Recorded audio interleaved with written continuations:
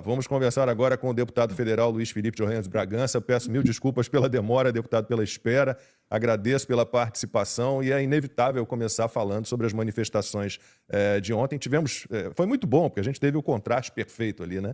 Entre as manifestações de apoio ao cumprimento das leis, né, pela liberdade, pela anistia de inocentes, né, pela participação de Jair Bolsonaro nas eleições de 2026 e, do outro lado, as manifestações esvaziadérrimas da turma do Lula. E tivemos Tarcísio de Freitas, governador de São Paulo, fazendo pela primeira vez, se não me engano, um discurso mais duro, como deve ser, aliás, contra Alexandre de Moraes. Eu queria saber do senhor qual é a análise, a avaliação que o senhor faz dos movimentos de ontem, agradecendo mais uma vez a sua participação. Obrigado, Lacombe e amigos aí do Timeline. Bem, com relação à aderência às manifestações da esquerda, que hoje comanda o sistema, não é mistério nenhum que não tem aderência nenhuma, né? Já partiram, a opinião pública simplesmente não acompanha mais esse conjunto político.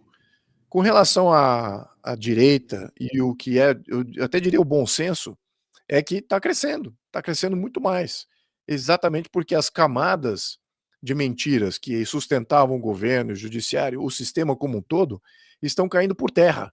E todos aqueles que se resguardavam em algumas dessas mentiras, de repente ficam desvelados e tem que correr para abrigo político em outro grupo que está ali com, possivelmente, aí a grande narrativa de vitória para 2026 é a narrativa de fazer grandes reformas no sistema político. É isso que está em jogo aqui. Ao passo que um representa o sistema, que seria a esquerda, que é ela que criou tudo isso. Vamos só lembrar que a esquerda não assinou a Constituição de 88.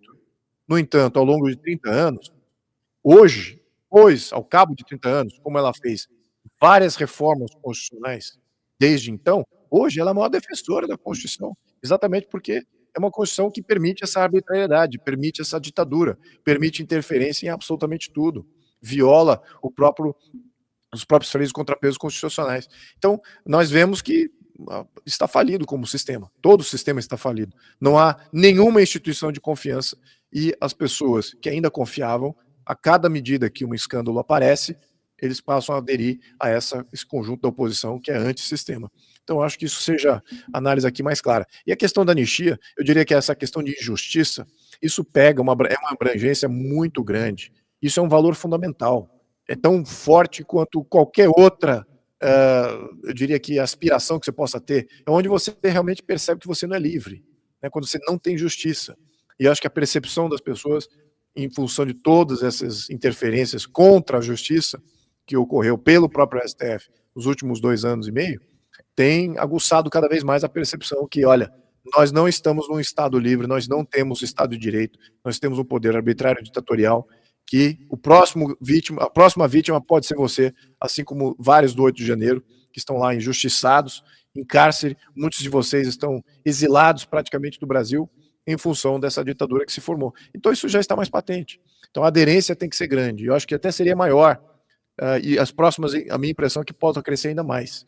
Exatamente quando a gente começa a ver o desenrolar aí do processo do INSS, que o Estado agora está roubando aposentados. Então, você tem aí, qual é a entrega desse governo, né? Qual é a entrega desse modelo? Nada, ao contrário, só tira. Muito bem. Com relação ao Tarcísio, olha, eu não segui o discurso dele, mas eu imagino que, em função dessa formação de opinião que está tendo, que agora estão começando a perceber o que é direita, o que é centro, o que é esquerda, eu diria que são essas 3 grandes forças políticas aqui que existem no Brasil. Você tem a direita, que é uma formação nova, está nascendo como conjunto de ideias e valores. Você tem a esquerda, que já está muito bem solidificada, mas que está lá, tem opinião, tem proposta, tem agenda, sabemos que destrutiva e tudo mais, mas está na mesa. E temos o centro, que eu diria que o repositório do eleitor confuso.